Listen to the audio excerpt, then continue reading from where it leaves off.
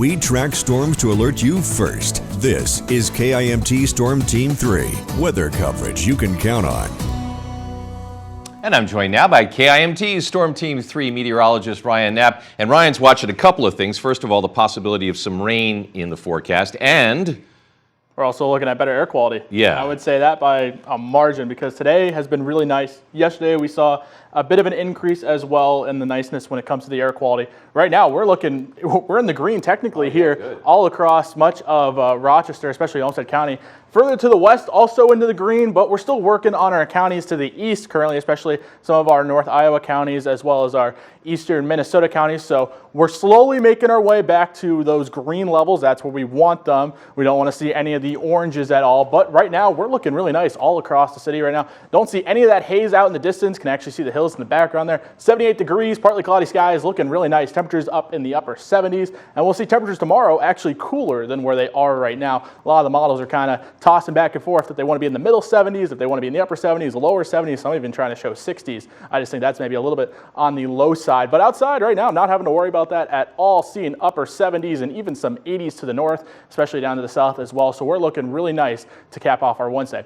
As we head into this evening, temperatures will get into the upper 60s and 70s, but watch these overnight lows. Not quite as cool as they've been the last few nights. We're going to stay around the middle 60s for overnight lows tonight, and then slowly by about noon tomorrow, we'll only be in the upper 60s and 70s. So while we do have these southerly winds, we won't see nearly as much heat as we were looking at earlier. And that's because we're tracking some showers and some storms push in for later on. Now, later into the afternoon and into the evening, temperatures won't go too far away from that, so we'll really be more in just the upper 60s and 70s for tomorrow.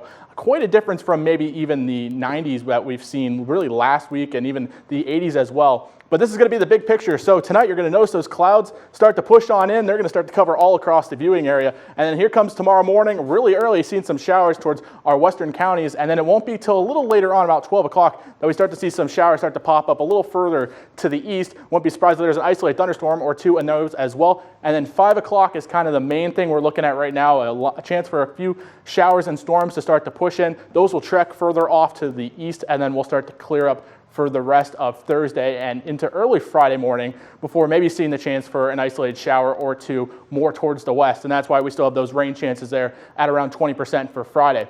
Thursday right now, one of the highest here on the board. And then Saturday and Sunday, we're going to start to pick back up as well. We're really watching more of Sunday and into Tuesday as well, as we're seeing a trend of systems moving on through the Midwest. Thanks to that ridge of high pressure still sitting out mostly over the west, they're going to travel over that ridge and start to move across the Midwest here over the next couple days. We'll see them back to back. That increases our rain chances, as you just saw.